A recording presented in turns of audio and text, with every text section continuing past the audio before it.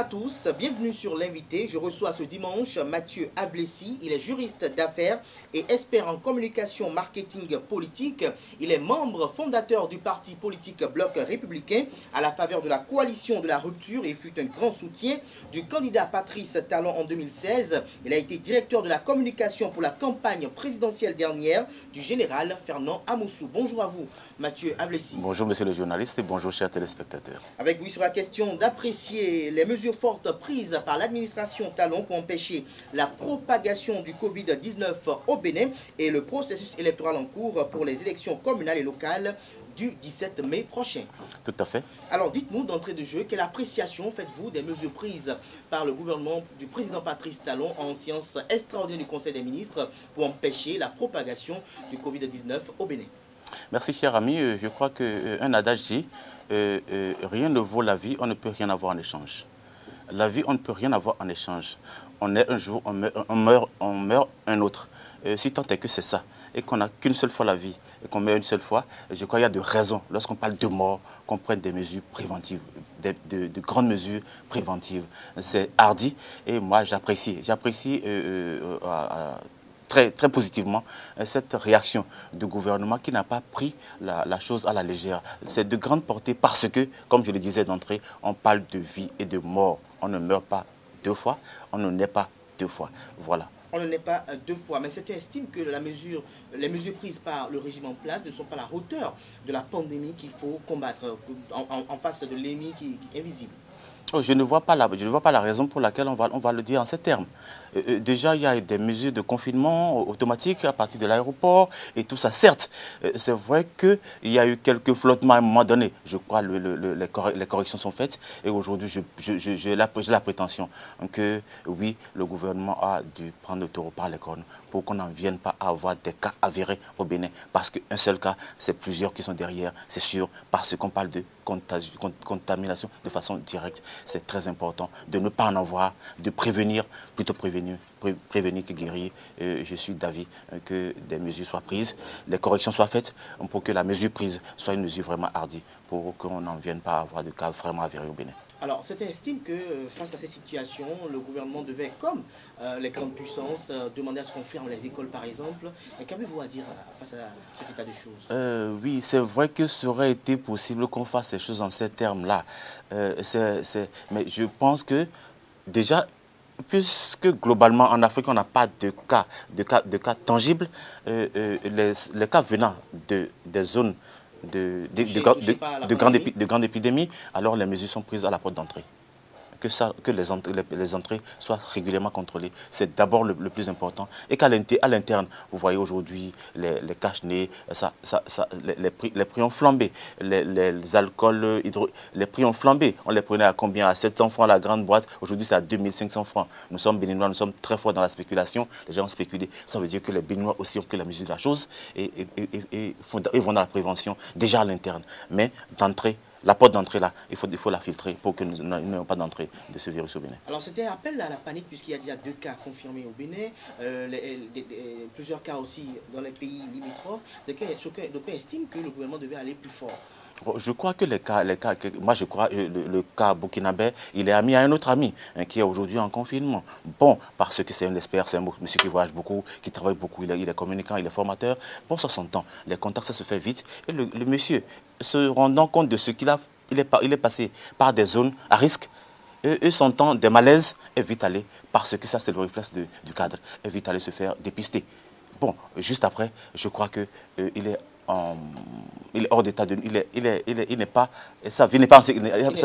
Il n'est pas en danger. Il n'est pas en danger. S'il n'est pas en danger, je crois que sa suite, les gens qu'il est supposé contaminer ne sont pas en danger parce que tous ont été ratissés et sont suivis de très près. Je crois que c'est déjà ça. Et l'entrée, la porte d'entrée est filtrée et je crois que c'est le plus important. À l'interne, fermer les écoles, fermer, tout ça, ce serait un peu trop nous demander d'entrer. Mais déjà, commençons par voir les choses pour qu'à l'entrée, on filtre et qu'il n'y ait pas vraiment l'entrée de virus de Covid-19 au Bénin. Alors, un message à l'endroit des populations, puisque nous sommes dans une période où les uns et les autres appellent quand même les populations à beaucoup plus de responsabilités civiques. Ah, je suis d'avis parce qu'il faut observer. J'ai dit d'entrée, la vie On est une seule fois, on meurt un jour, on est un jour, on meurt un autre. Et si tant est que c'est ça et qu'on n'a pas la vie deux fois, préservons-nous. C'est juste des mesures, c'est une question de responsabilité. Soyons responsables de notre vie. La vie, c'est pas nous la tenons de Dieu. Et Dieu, attention, si on respecte vraiment Dieu, c'est qu'on se respecte. Respectons-nous tout en respectant Dieu, en prenant les mesures préventives qui s'imposent. En prenant les mesures préventives qui s'imposent. Nous allons passer à la deuxième manche de cette émission. Vous êtes là également pour donner vos appréciations du processus électoral en cours. Vous avez suivi les événements qui se sont déroulés à la Commission électorale nationale autonome Sénat. Les partis politiques se sont rendus à la Commission électorale nationale autonome pour se faire enregistrer, pour enregistrer leurs candidats, pour déposer leur dossier de candidature. Dites-nous, comment avez-vous apprécié les différents événements, les différents faits qui se sont déroulés au niveau de cette institution et en charge de l'organisation des élections au Bénin? Non, je crois que la Sénat fait preuve de beaucoup de professionnalisme, je trouve, et d'ouverture. Professionnalisme et ouverture. Ouverture en ce sens que il nous est parvenu que, bon, voilà, des gens se sont précipités pour être à l'enceinte de la Sénat avant l'heure fatidique, donc avant 0 heure, et donc ils n'étaient pas prêts. Et donc on a dû mettre les dernières touches tout en étant à l'intérieur de la Sénat. Je crois que tout ça là, c'est la flexibilité. Les mesures prises, nous sommes dans un processus de réforme du système partisan. Réforme auquel nous accommodons tous. Et en matière d'accommodation, hein, vous connaissez de quoi je parle. Vous quittez la lumière pour l'obscurité, il faut un temps pour que vous commencez par voir. C'est le temps d'accommodation. On voyait un peu, nous avons brouillé un peu. Tout le monde a brouillé un peu. Et donc, en se rendant compte que s'ils devraient mettre les dernières touches à la maison, ils seraient en retard sur l'heure, ils se sont précipités pour venir. La Sénat a permis. Moi, je crois, tout ça, là, ça participe de ce que il n'y a pas d'exclusion globalement dans notre pays. Il n'y a pas de parti politique qui soit exclu par rapport à d'autres. Tous les partis sont simplement appelés à respecter les dispositions légales en vigueur pour que le Bénin change un peu, pour que les paradigmes changent en matière de gestion politique de notre pays. Est-ce que de peur d'accusation, d'exclusion, est-ce qu'il faut tolérer de telles choses où des partis politiques rentrent dans l'enceinte de la Sénat? C'est une coutume presque au Bénin, où on rentre dans l'enceinte de la Sénat à quelques minutes de la date du butoir, de 0 heure généralement, et on y séjourne jusqu'à 24 heures après, 48 heures après, 72 heures après. Je crois que tout ça, ça paraît bien séant. De façon rigoureuse, on ne devrait pas en être là. Mais comme nous sommes en apprentissage, les tests ne valent que ce que vous les hommes pour les appliquer. Si tout de suite on dit c'est l'heure dehors, je parie que c'est encore nous qui allons crier à l'exclusion, qui allons crier à ce que, bon voilà, certains qui sont venus, il y aura trop d'interprétations. Et moi je crois, cette ouverture dans le processus de réforme, on en avait besoin, on en a besoin. À terme, je crois, il va falloir qu'on mette de la rigueur dans la gestion parce que ce qui devrait être, c'était qu'à 0 heure, on ne prenne plus de dossiers. Mais dans le contexte apprentissage, on peut encore concéder. Et je crois que c'est ce que fait la Sénat en ce moment. C'est ce que fait la Sénat en ce moment. Alors, à l'issue de ce processus-là, nous avons vu des partis politiques qui ont obtenu, ils étaient 9 à se présenter à la Commission électorale nationale autonome. Il y a 8 qui ont obtenu leur récépissé provisoire. Un n'a pas pu l'obtenir également. Vous avez suivi les déclarations du président Emmanuel Tiondo. Ouais. Qu'avez-vous dit à dire face à cela? Oui, certains sont passés, d'autres ne sont pas passés. Je répète, processus apprentissage. Certains se sont appliqués pour avoir leur récépissé provisoire. D'autres n'ont pas pu, les coquilles, ils vont les corriger à l'avenir. C'est ça, il n'y a pas d'exclusion. Ils vont apprendre la leçon pour qu'à l'avenir, les fautes, ce qu'on leur reproche aujourd'hui, ne reviennent pas. Et là, tout le monde fera le chemin ensemble. Nous sommes dans le multipartisme intégral. C'est resté dans notre constitution, ça n'a jamais changé. C'est resté dans notre constitution, on n'a jamais changé. Mais quel regard portez-vous à l'égard de cette extase dans laquelle se sont jetées certaines formations politiques après obtention du récépissé provisoire? Cher ami, je crois que c'est comme je dis, apprentissage, examen. Enfin, nous allons à l'école, nous passons des examens. Après un test, on vous dit, vous êtes admissible. Qu'est-ce que ça veut dire? Qu'est-ce que ça vous fait? On est content. Donc je crois que c'est une certaine admissibilité. C'est la première grande expérience. Hein. Nous avons 77 communes dans ce Bénin. Et combien d'arrondissements? Si en moyenne on dit 10 arrondissements par commune, ça fait 177 arrondissements. Et si on devrait avoir juste un candidat par arrondissement, vous voyez le nombre de candidats que chaque parti devrait pouvoir mettre à jour, ce n'est pas une mince affaire. Les partis n'étaient pas habitués à ça. On se concentrait sur 1, 2, 3, 10 communes, et puis on faisait son dossier, on venait déposer. C'était ça. C'était une mauvaise application des tests. L'esprit de la conférence n'était pas ça. L'esprit de la conférence, c'est que les partis soient vraiment des partis nationaux, des partis qui couvrent le pays pour que leur voix porte réellement. Des partis familles, des partis, je ne sais pas, clans. On ne veut plus continuer à gérer avec. On ne veut pas continuer à compter avec. C'est ça le processus. On ne peut plus continuer à compter avec, mais dites-nous, quand on vous prend, vous, Ablessi, M. Ablessi, est-ce que vous êtes satisfait de cette réforme du système partisan? Ah oui, vous savez, je suis d'un certain âge. Je ne suis pas de la dernière osée. Nous avons vu beaucoup de choses se passer et je ne m'étais jamais engagé, si ce n'est pas à la faveur de la dernière, un peu avant l'avènement de Yahi. Et puis après, j'ai laissé tout tomber pour revenir avec la perspective 2016. Parce que j'ai senti que dans le groupe où j'étais, comme dans le groupe du président de la République actuelle, il y avait l'élan de changer les choses. Il y avait l'élan de faire les choses autrement. Cet élan que je porte et faire les choses autrement aujourd'hui, je pense que le président, courageusement, est en train d'affronter les choses. C'est vrai qu'il faut en avoir le courage. Nous, cadres, on a cette propension à écrire des tests et lorsqu'il faut les appliquer, on fait encore chemin retour. Aujourd'hui, là, ce qui est écrit, on respecte. Vous ne respectez pas. C'est ce que vous écrivez qui vous écrase. Nous sommes là dans cette perspective-là. Je suis très satisfait de ce que, oui, on dit et on fait. On ne dit pas parce qu'il faut dire, non. On dit et on fait, oui, selon vous. Alors, dites-nous, dans la douzaine de partis politiques aujourd'hui qui jouissent d'une existence juridique, est-ce que ces partis politiques-là, dans leur ensemble, vous arrivent à vous convaincre de ce qu'ils jouissent d'une légitimité nationale? Je crois que c'est les élections qui vont les juger. Ce n'est pas moi qui vais les juger. Après les élections, on va voir qui sont ceux qui sont vraiment, parmi ces partis, quels sont les partis qui sont vraiment représentatifs. Il y a la barrière de 10% qu'il faut franchir aussi. Je crois que c'est des étapes qu'il faut mettre, et des barrières qu'il faut mettre. Ceux qui ne vont pas faire passer cette étape des choses vont se retrouver encore récalés. Et ce n'est que comme ça que nous irons vers des partis forts. 2, 3, 4, je ne sais combien, pour que la vie politique soit plus assainie dans ce pays. Pour que la vie politique soit plus assainie. Mais dites-nous, la disposition des 10% dont vous étiez en train de parler tout à l'heure, est-ce qu'elle ne sera pas perçue comme chrysogène à l'avenir, lorsque des partis politiques se verront participer à l'élection et qui ne pourront pas accéder au partage des sièges? Oui, chrysogène, nous avons voté les tests, c'est notre test. Nous sommes donné les tests, et c'est ça que je dis. Nous savons nous donner les tests, pour les appliquer, on a des problèmes. Aujourd'hui, là, on dit et on fait, je dis, on a écrit dans les tests, on a voté des lois qu'on doit assumer. C'est chrysogène, pas chrysogène. S'il y a crise, on va gérer la crise et on va avancer. S'il y a crise, on va gérer la crise. Mais dans le contexte où les populations ont peut-être voté massivement pour tel candidat, et parce que tel candidat, sa formation politique n'a pas pu obtenir 10%, il ne se retrouve pas au siège en question. S'il n'a pas 10%, c'est qu'il n'a pas 10%. Oui, dans une localité donnée, il a peut-être une majorité. Mais ce n'est que là qu'il a la majorité. Partout ailleurs, il est réduit en minorité. Qu'est-ce qu'on fait de lui? Il n'est pas représentatif. C'est aussi simple que ça. C'est ce que les dispositions disent. Respectons les dispositions qu'on s'est données. C'est simplement ça, mon cher ami.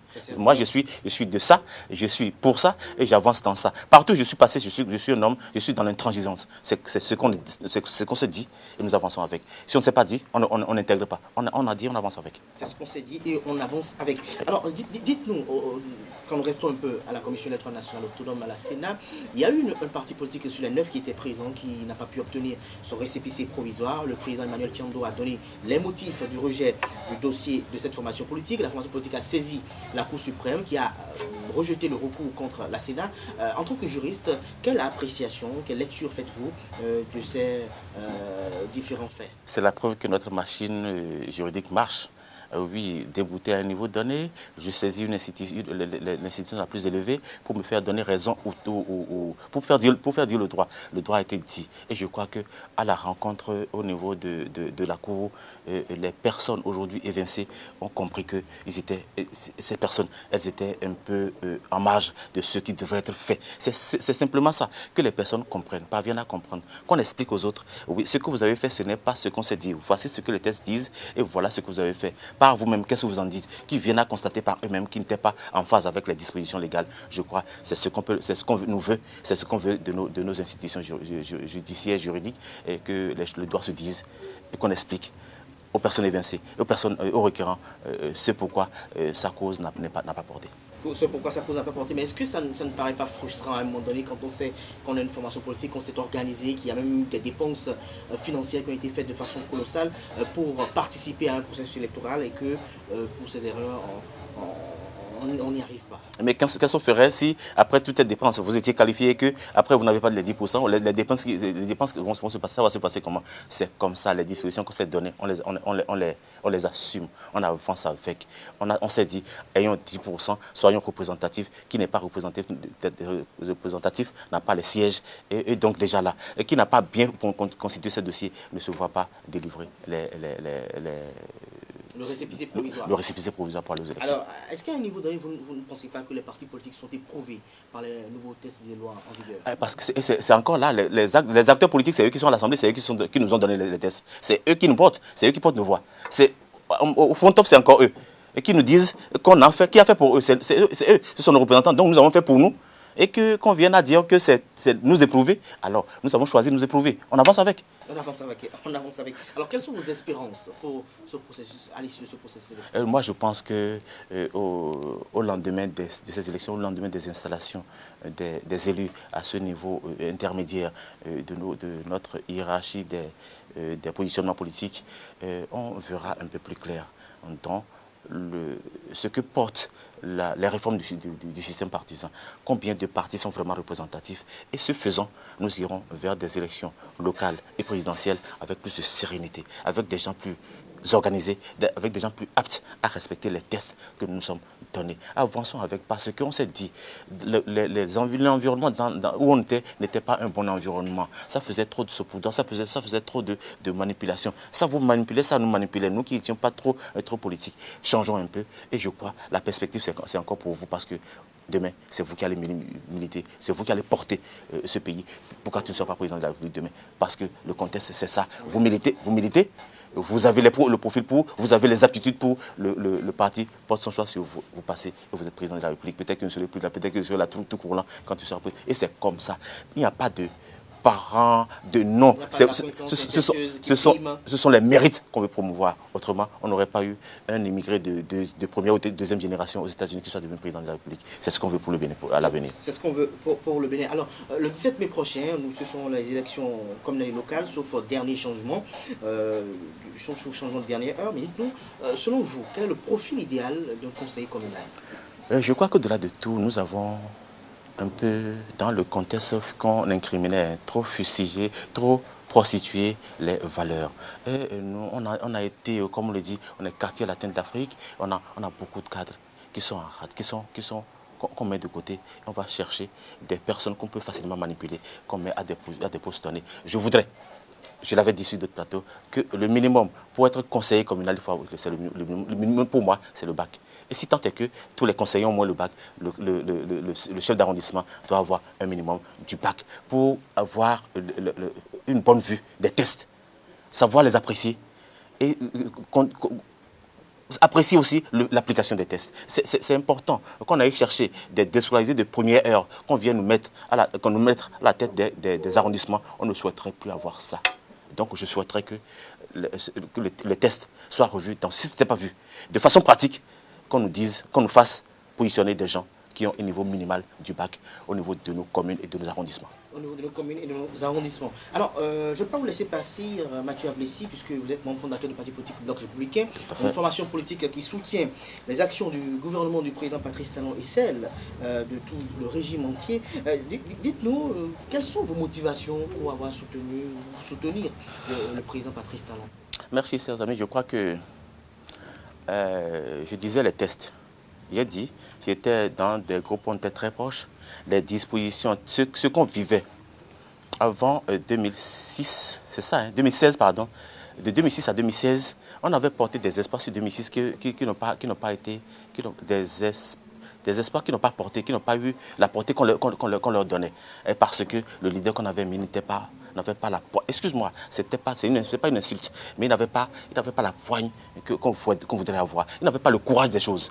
Contrairement à ce que nous avons ici, nous avons voulu corriger certaines choses qui se passaient par le passé. Le président actuel est venu, a travailler de façon planifiée. Parce que ça aussi, ce qui a gêné Boni Yayi, je le disais, c'était qu'il n'y avait pas des tests qui l'accompagnaient. Il n'avait pas pris le temps de planifier les choses pour les mettre en œuvre. Et tout de suite, on lui brandissait les tests qui étaient caducs, qui allaient contre ce qu'il voulait. Et bon, donc, il a rengagné tout de suite, il s'est mis dans la barque, et la barque l'a traîné là où il est aujourd'hui. Je crois, aujourd'hui, on s'est donné des tests. On a pris le temps de planifier les choses. On veut agir avec, on agit avec, on avance pour le mieux-être du plus grand nombre de Béninois. Et je crois que ça s'observe dans toutes nos villes au Bénin aujourd'hui. Alors vous êtes juriste, dites-nous quel regard portez-vous sur le système judiciaire béninois. Est-ce que vous pensez que la justice béninoise se porte très bien? Très bien, ce serait trop dit. Très bien, ce serait trop dit. Il y a encore des choses à corriger. Elle se porte bien? Elle se porte bon. Il y a du mieux. Il y a du mieux par rapport à ce qu'on recusait il y a quelques années en arrière. Il y a du mieux.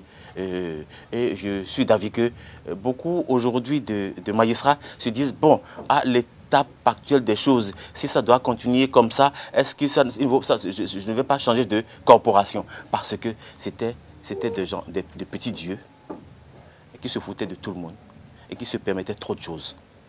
Je crois qu'aujourd'hui, ils ont l'obligation de travailler, d'être professionnels. Et c'est tant mieux pour notre système judiciaire. Je dis l'obligation, je ne peux pas en dire plus parce que je ne suis pas praticien du droit, mais j'observe parce que nous avons tous la théorie. Il y a du mieux. Souhaitons que ce mieux-là aille de mieux en mieux, si on peut se dire les choses dans ces termes. De mieux en mieux. Alors, nous sommes presque à la fin de cette émission. Dites-nous, quelles sont les actions du président Patrice Talon qui vous touchent profondément et qui vous amènent à être plus admiratif de tout ce qui est fait? Et ce qui me met très à l'aise vis-à-vis de ce président, c'est que ça parle peu, ça agit beaucoup. Parce que les cadres ne savent pas agir.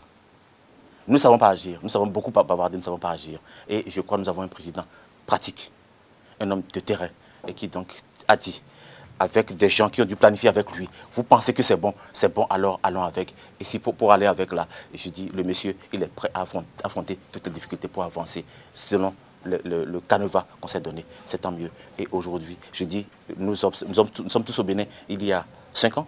Nous sommes au Bénin encore en ce moment. La perspective est très bonne.